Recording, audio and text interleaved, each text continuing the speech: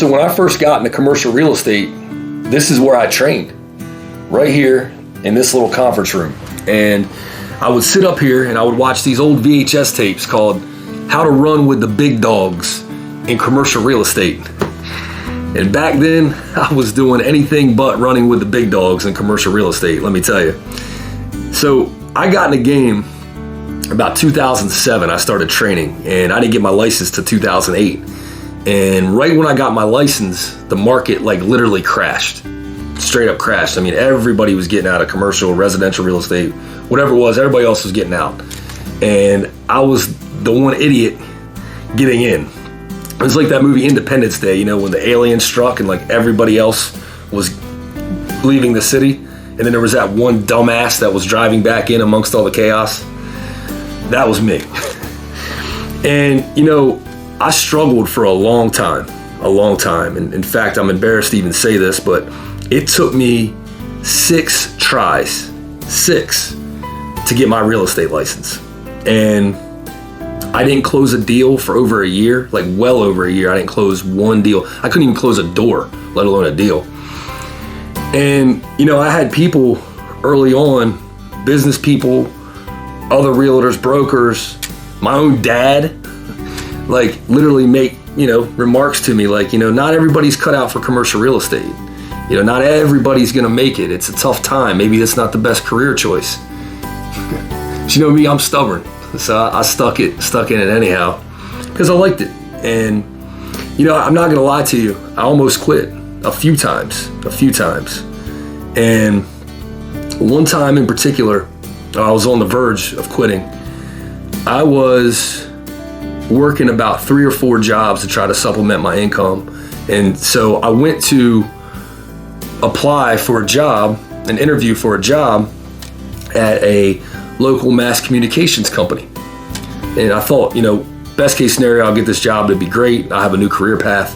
Worst case scenario, maybe I'll get some part-time work there and I can help, you know, supplement my income. So I go to interview for this job. I went to a couple of them, and a few days later, the sales manager at the time brings me into his office and sits me down and basically tells me he doesn't think I'm cut out for sales. Me. Told me that. And I was disappointed a little bit. So I started walking out of his office that day. And I got about halfway to my car, and I went from disappointed to just straight up more motivated than I've ever been. Because nobody's gonna tell me that I can't do something. Nobody's gonna tell me that I'm not cut out for something. And so his voice, and then all the other voices that told me that maybe commercial real estate isn't the best idea for me, those 2 voices merged inside my head, and they created a more motivated version of me than I've ever been in my entire life. And I set out right then and there that day to prove every one of them wrong. I was gonna make it commercial real estate, but I wasn't just gonna make it. I was gonna do the biggest deals I could possibly do. And I've literally spent most of my career not just trying to prove something to myself, but trying to prove those people wrong. Because nobody's gonna doubt me. Nobody. And now, whenever I do a big deal, I come back to this little conference room and I sit here and reflect, because it keeps me grounded and it reminds me of all the struggle that I went through. And it allows me to hear all those voices who told me that I couldn't do this. And that struggle and those voices motivate me more every single day and every time I step foot in this room.